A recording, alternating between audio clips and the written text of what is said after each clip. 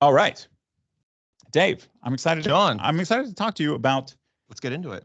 conversations. Why don't you set the intention for this conversation?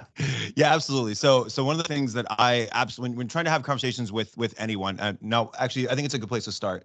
Many people may not know this about me, but I struggle very, very great with things like ADHD, anxiety, and those sorts of things, right? Oh, we all know that about you. Thank you, Sean. Appreciate that. Thank you. I appreciate the call out.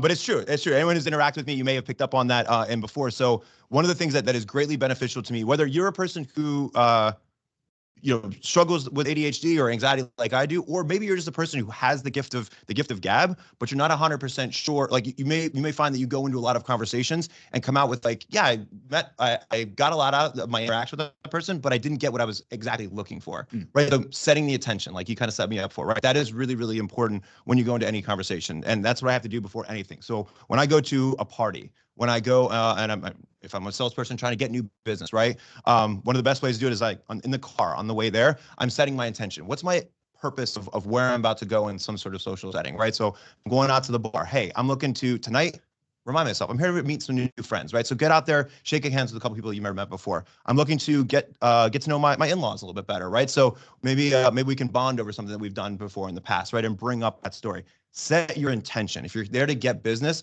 remind yourself of that. It's like, all right, I'm here to get business, or I'm here to get to know somebody a little bit better, or I'm here to develop the relationship, whatever it is. Always, always, always set that intention on your way there is typically the way I go about it. Yeah, I think that's a great idea. I take it one step further, especially like just like listening to this conversation through like my Ello goggles, and I'm always thinking like, okay, how does this affect like when loan officers are having conversations with real estate agents or clients? There's one thing to set that intention with yourself. I think that's super helpful and something a lot of people miss out on. For me, I like to do it in the conversations, especially when like you're coming to somebody as a salesperson. It's like if you don't tell them what your goal is, they assume your goal is to close them on something, to sell them something. They're like, this guy's a loan officer. He's calling me in business hours. I'm a real estate agent. Like, I know that this person wants to be a lender, but what you can do at the beginning of a conversation to really let somebody know and say, hey, like I'm just calling to get to know you. I'm not actually here to sell anything. I just want to, learn about who you are.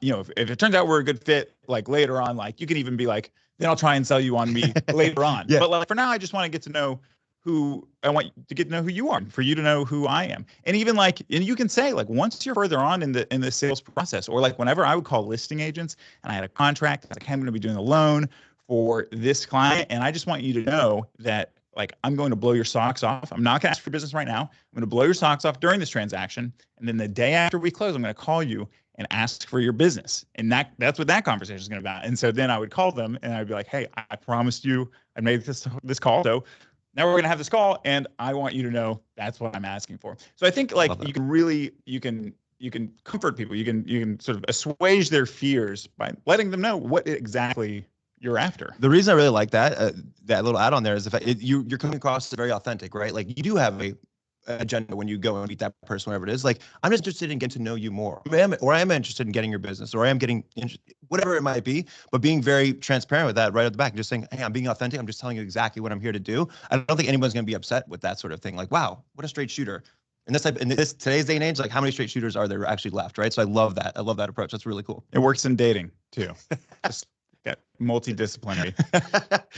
So another thing that both of us were just doing was like exclaiming boldly while we were doing this. Yeah. We're almost hitting each other with our excitements. This is another big one. There's a lot of again, as a person with ADHD and anxiety, I have to do a lot of research into this stuff. And what a lot of the research tells us is that you want to go into any sort of situation where you're interacting with somebody else and be as open as you possibly can, right? If you actually expose the more sensitive parts of your body, right? So the inside of your wrists, your hands, your chest, right? Those are signs of the person that you're conversing with, that you're being very open to them. You're open to doing with them. And you've seen people, when they're sitting on a bench, they've got their shoulders slumped forward, right? Or they're doing that at a party, or they got their cell phone in front of them, right? Like, what are you doing when you got your cell phone in front of you? You're automatically closing off your shoulders, right? So what is that doing? That's immediately closing you off to the outside world. Even if you're a person who's looking I'm looking for a conversation, but you're not telegraphing that out there, right? So I'm sure you've heard the saying before. This is applicable to both in person, but also over the phone, right? And I'm sure you've heard this saying before that people can hear you smile through the phone, right? You already knew what I was talking about, right? So people can hear you smile through the phone. So that same practice of have your shoulders back, have your arm out and open, being very, I think the official word is gesticulate, fun word to say, but like, have a lot of arm movements and things like that. If you're doing that, even you should be doing it in person, absolutely. But you should, it shows you're comfortable in the space that you're in. But you should also be doing that on the phone as well. So even if you're on the phone, get out of your office chair. If you're able to walk around and again, puff out your chest a little bit, open your wrists up to the world, right? It'll show you. It'll actually, you'd be surprised that the psychological. I mean, you can do it right now. Do it right now. Notice if some of you might feel this, but you might actually feel a little bit of a psychological shift in your mind. If you just sit there for a second and just kind of open up your wrists and glad to see a couple people are doing it. There you go. I love it. A couple people are actually trying, right? But sit there and have a conversation like this the next time that you're on a call with somebody. And even if you're on a video camera, you can keep your arms down and away. But just the idea of having the more sensitive parts of your body exposed will actually release some chemicals in your head that make you more open to, I couldn't name the exact chemical, but it'll release something that'll make you a little bit more open to the conversation. So things that you do in person, open body language, definitely do that type of stuff on the phone too. Interesting. Yeah, you can also, I think, I can always tell when somebody's nervous on the phone, and I can always, you can always hear a nervous person kind of like, I do this as well, like, scratch around with something, they're like messing around with something in their kitchen, or you can hear them pacing back and forth. I'm a big pacer, so don't get me wrong, but I try not to do it like too noisily. I mean, I'll get 1,000 steps in like a 5-foot radius, but like I try not to do it like super noisily, like not pant while I'm doing it, which sometimes I can like really work myself up. So yeah, no, I think body language is such a big part of it, and you, especially on video calls too, right? So like I think that's sort of the middle ground where it's like it's not on a phone where you do have some protection, or in person where it really comes pretty naturally to most people. It's like on video calls. I see people on video calls all the time, and I'm so guilty of it. But like I have to shut down all of the tabs on my other monitors. I can't, like I have to put do not disturb on my phone. Like, I had somebody recently, I was having coffee with somebody. I've got like an Apple Watch. No need to brag, but I've got an Apple Watch, and it gets text messages. And my wife was texting while I was having coffee with somebody, and so I was like looking at my watch, and they were like, "Do you need to go somewhere? Like, are you late?" And I was like, "Oh my God, I'm so sorry. I thought I was being slick, but like, you thought I was looking at the time every 30 seconds, like I was in a hurry." So definitely like in person, but also on video calls, not being distracted, I think, is one of the best ways you can guard your body language. If you lose distraction, then the rest kind of falls into place. I'll add to that too. Like, this is something that was true, 10, 15 years ago when cell phones weren't as big of a thing. But I remember having conversations with people, and they would get out their phone, and that would be a rude thing for them to do, right? But now it's just like it's normal. You can have a full conversation with somebody, and they're like kind of like side working on their phone while talking to you, and they're kind of looking down every once in a while. Wow, that's been crazy. It's normal, right? Yeah. But that's normal behavior today in 2024. I would challenge each and every one of you, like, because I guarantee you people will appreciate the heck out of you for it, is actually just like locked in, having your phone completely away in your pocket no matter what. Go through an entire conversation and never get that phone out no matter what. So it's definitely, it might sound a little weird because I get, next time I'm talking to somebody, wherever you are, I guarantee you you'll notice it now that people just have their phone out. It's kind of just like a fallback at all times. But you'll notice and you'll recognize like the people that don't do that, I can tell like they're very locked in the conversation. I appreciate that about them. 100%. So it's a big one. It's a big one. We're being told that we're fast talkers. Oh, sorry guys. That is Sean and Dave to a T. We're just excited. 100%. We love this. We love this so much. All right. Maybe Katie can turn on the recording to like 0.7 speed when we actually get this out there. All right, so Sean, the thing I wanted to go through here as I force myself to slow down is, what do you think is, again, there's a lot of research that backs this up, but if I was to just walk up to somebody at like, I'm at a conference or I'm at an open house or whatever it is, what's the best way to strike up a conversation with somebody? How do you think you would do it? I would reference like a shared experience. I'd be like, "Great speaker, huh?" Or like, "Terrible ham sandwiches," right? Or something like that. Or maybe ask a question about, like, What did you think of the speaker? So yes, all of those are really, really good as a second option that you would go to. Another thing that a lot of people will guess, if you're guessing yourself, is like complimenting somebody, right? Oh, I really like those shoes, or I have the same pair. Great second one to go to. No, it's got to be the best. But actually, it's surprisingly enough, it's very simple. It's just simply, hi, how are you?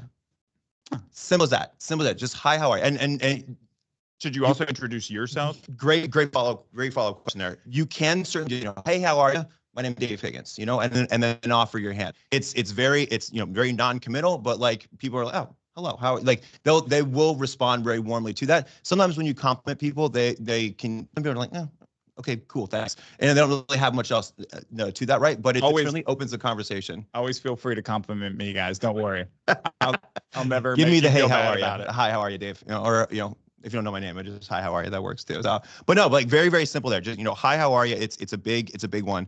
Another one, especially if you're at an event, again, any event that's in person, one of my favorite ones to use, especially if it's crowded and you're trying to do some networking, is just simply walk up to somebody and go, hey, I don't think we've met yet. I'm Dave Higgins. Ooh, I like that. Right? Very, very simple. It's kind of like an assumptive close. It's like, because you assume that we were supposed to have met. Exactly, right? And what does it do too? It makes it automatically puts you in a positive light in their mind, because it makes you come across, oh wow, this person's already met everybody else in the room here. Like that's cool. Like that's sort of, so it's a very fun way to open the conversation, even if they know that that's absolutely not true, right? It's a very fun way. Oh, hey, I don't think I've met you yet. I'm Dave Higgins. And you can say it just like that, and it is a fantastic way. You usually get a little bit of a smile out of somebody for that, and it's just a great way to open that kind of conversation. So.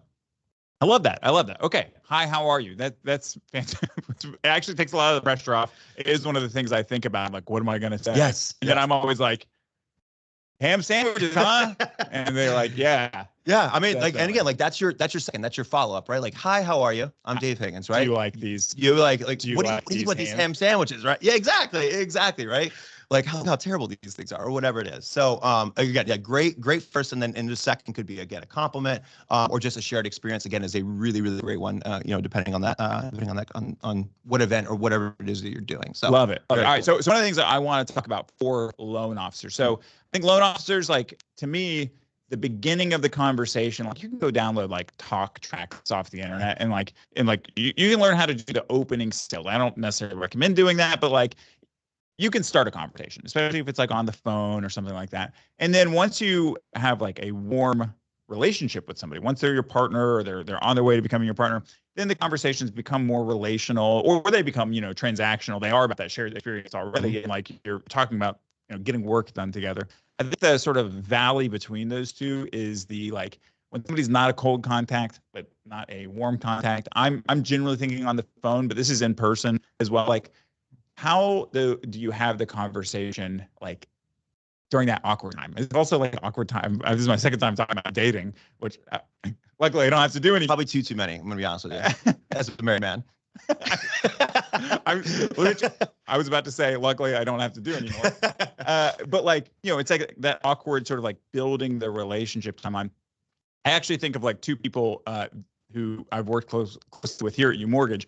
That are loan officers, Ryan Groneweg and Thomas Cady, and they are like the kings of getting conversation out of people. And I studied them when we were working together at Agent Direct, and they both mastered the like extra beat, the extra heartbeat of a pause during a conversation. So I and you are clearly always willing to fill in the gap, rush in the void of like, there's a pause. I'm gonna get in there. I'm gonna try and add something. I'm gonna say something funny. I'm gonna add a compliment. I'm gonna ask somebody how they are. I'm gonna talk as quick as physically possible. And like, I don't necessarily think that like creates bad relationships. But even when I was talking to, let's take Thomas Cady for example, he is the master of pause, and he was, like, technically my direct report, right? Like, I was branch manager. He was my loan officer, but I still always felt so nervous when I was talking to him, because he would just wait. There would be silence, and I would like rush. Oh my gosh, I would rush to fill it, and I would see him do that. And if you looked at the average call times in like our our dial pad account, it was always those two at the very top. Mm. And Thomas and Ryan would always have like 15-minute average call duration. The whole rest of the branch would be like 1 minute, 41 seconds. It was always so crazy. And it was always because they were able to just like take a second and wait for somebody else to fill in the gap. As I struggle with this one greatly, right? I struggle with this one greatly, but it never is a bad thing, right? One of the things, I have a learning and development background, and one of the things that you learn as you facilitate classes and courses is that it takes time for your brain to register what was just said. And that can take anywhere from 3 to 5 seconds. So the idea of, we call it pregnant pauses, right? So like ask a question and then count in your head, 1,000, 2,000, 3,000, 4,000, 5,000. Sean just fully read what I just said, right? It takes time for your brain to catch up to what's said. So you don't always have to fill in with just something, another question or a compliment or a joke, right? Like you don't do that. Like allow it to happen. Allow it to happen. If it helps to count off in your head, letting a couple seconds pass, go ahead and do so. I think that's a great tip. It's a great tip. Another thing that Ryan Gronewig told me, and this is his real estate agents love him. I mean, they're absolutely crazy about him, and he can win over anybody. Like if they give him 1 minute, then they're his. Another thing Ryan Gronewig told me, and this kind of draws into like what we're going to talk about ending the conversation, which in many cases, you do need to focus on how you're going to end the conversation. I asked Ryan Gronewig one time, how do you end your conversations? And he said, I never end a conversation. So if he's on the phone with somebody and it's a potential partner or a potential client, he'll never say, which like I'm always very quick to. Whenever there's a long enough pause, I'll be like, well, okay, great, have a good weekend, bye. He'll just pause. And if the person wants to get off the phone and says it, then he'll be like, all right, yeah, no, have a great week, bye. But like, really, you give a lot, especially, people in the real estate business, it can be kind of a lonely business. They're not like employees of companies. They usually work from home and they have their own struggles and anxieties, concerns and fears that like, they don't necessarily get to share a lot. And so he would just pause. And then they would rush to fill in the gap and be like, yeah, I'm going to an open house this weekend. They would talk about that for a while. That would kind of draw to a natural conclusion. Pause. So then I got my 7-year-old birthday party next Tuesday. And it was just always, he always was able to just keep them talking about themselves. And they loved him for it. I believe that. And we're definitely, we're going to finish on like, how do you close out a conversation? Because the art of closing a conversation is honestly just as important as leaving a good first impression, right? But before we do that, and I'm sure he does that quite well, there's one other thing I want to kind of offer as a suggestion to people, which is the idea of when you're trying to have conversation with somebody, you want to try to get to what I call feelings over facts. So what you want to do is you want to try to draw out as much feeling type emotions from that person, rather than just being like an interview or trying to get as much information out of them as humanly possible, right? So what you'll do is you want to ask a lot of how and why based questions, as opposed to what based questions or where based questions, right? So where did you grow up, or so what do you do for a living? Why did you grow up? Why do you do for a living? That might, I avoid that one. That's a little that can get dicey pretty quickly, right? So, but like you're following the right idea, right? So it would be the where did you grow up question, and be like, oh, what brought your family to that particular area? Mm-hmm. Right. So now what you're doing is you're eliciting emotions out of them, right? People are going to have an emotional reaction to, where they grew up and their experience from that and their family from there, right? So what did I do? I didn't just ask a question about where you came from. I asked what memories or what about that was important to you, or what about that area was important to your family, right? Or if I asked the question, what do you do for a living, right? And they say, oh, I'm a consultant. Like, oh, that's interesting. What made you interested in consulting in the first place? Right. So now you're opening up these doors where they are clearly going to tell you letting them drive the conversation by asking a rather simple but insightful question. Right. So now they're going to tell you about, there's a million different ways you can take a consulting question. Right. They could talk about like, oh, well, my dad did it. I say, oh, well, that's interesting. I'd love to learn more about your family. Right. Or they're like, oh, it was something that really interested me in college. Like, oh, that's fantastic. Where did you go to college? Right. Like just the doors immediately open up right after that, rather than just saying, what do you do for a living? Consulting. Okay, cool. Where'd you go to college? It's not a conversation, right? Yeah. It's not a conversation, right? Uh-huh. So if you want to ask those why and how questions, how did you get into that? Huge, very, very huge. Huh, I love that. Very cool. How did you learn that? Again, the struggles that I've had over my lifetime, and Z, you're doing it right now. The struggles I've had over my lifetime is I've had to become a student of this because I'm not a person who has the gift of gab. I can't do that. I'm sure many people on this call are really, really good at it. You're really, really good at it. But I've had to learn a lot of these techniques in order to make sure that I'm actually having, again, intentional conversations. I'm drawing information out of people that I know are going to elicit an emotional response to them because I know that's how you connect with folks. And that's the types of things that I've brought to this. So Sean, excellent work. Thank you. A student of me as we go through this. I love that. I love that, man. I love that. Thank you for the compliment. It made me feel good. All right. So we're drawing to close. All right. Right. So now we have to end the conversation. Right. So this is something that I offer now. I'm sure your expertise as an LO, you can probably add something to this. But in my experience, what I have found is that even those with the gift of gab struggle with this, where they don't know how to kindly leave a conversation, we'll call it, right? They don't know how to end a conversation in a way that doesn't hurt the other person's feelings or doesn't get into that weird, awkward, like, okay, see you later, that sort of thing, right? So what you do when you're trying to end a conversation, so you set your intention. I've gotten whatever out of you I'm trying to get. I'm trying to build a relationship with you, and I want to go meet somebody else in this room now, or whatever, or get on another call, whatever it is. I need to slow down when I speak, I know. But the thing you would do when you're trying to exit a conversation is you do what's called the future mention. Called the future mention, right? So the future mention is you'll say something like, "Hey, Sean, what are you doing this evening?"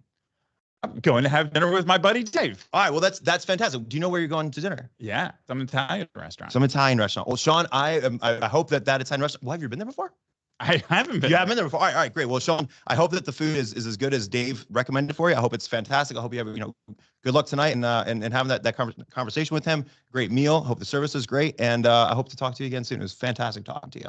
Nice. So what you do is, right, so you'll mention something in the future, next weekend or tonight or whatever it is, wish them best of luck in whatever that thing is, right? And then you can excuse yourself and say, hey, fantastic talking with you. Had a great time. I hope we can do this again soon. Something along those lines, right? Very kind, very gentle way of leaving the conversation, good, bad, and different, to get out of there, and you're not going to hurt the person's feelings, and they're going to leave with a good, lasting impression of you. I love it. I'm going to add a little a salesman's corollary to that, which is to like add some sort of call to action. So so talk about the future, like your guys' future together. Again, Love that. It's sort of like an assumptive close kind of thing. So it's like, hey, can't wait to I'll give you a call next week to check in on you. Can't wait to hear about how the Italian restaurant was. And when you do reference this thing that you shared, this moment you shared, this sort of piece of information to show that you care, that you were listening, and that, like, you were sort of part of the team. So I would like to have like a call to action. Hey, like, yeah, try the, let me know how the gnocchi was or whatever. Yeah. And like, when I call you next week, I'll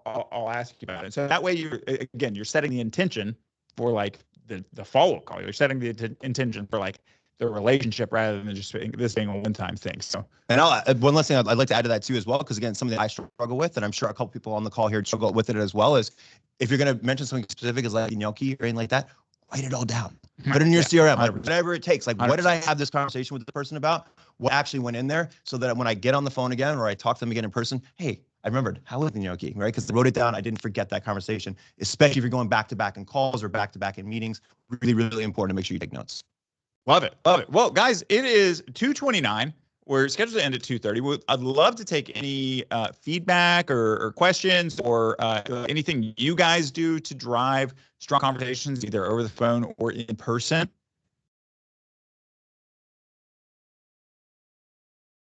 Adam West, when you are like having conversations with people, do you like think about any of this stuff, or does it just come naturally to you?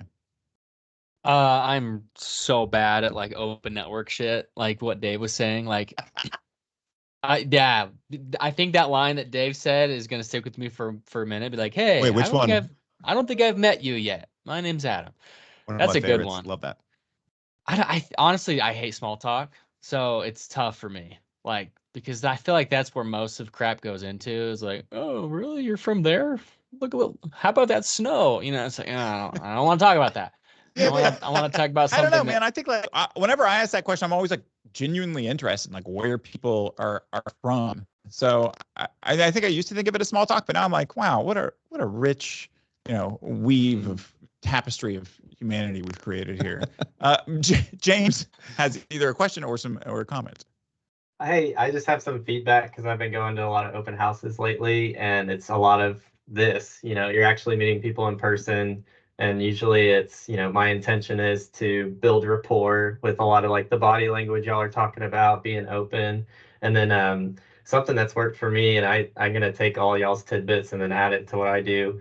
I get my phone in their hand, to be honest. Like if the conversation's going well, it's just kind of like a muscle reaction thing. When I put my phone in their hand with it already open to like put in their number, as we're talking, I've got eye contact. It's almost like muscle memory that they're putting in their number. I haven't had any put in like a number that wasn't theirs yet. I'm sure that'll happen eventually, but like so far it's like after the rapport building. And then that way, when I do the close of like, I'll be following up next week. Hope you have a good soccer game on Sunday because, they're coming in at the open house and it's the weekend. And then that way, because I was just on the phone with the realtor, he was like, "Oh, I wish I had you at my open house last weekend because I gave my card out, but I didn't get their number and you always do." And it's like, yeah, man, because, we'll be following up and then assuming the sale, like y'all were saying, I'm assuming that we're going to be in touch. So they feel that when I give that phone to them. So this is awesome. I'm going to take this next weekend and apply it.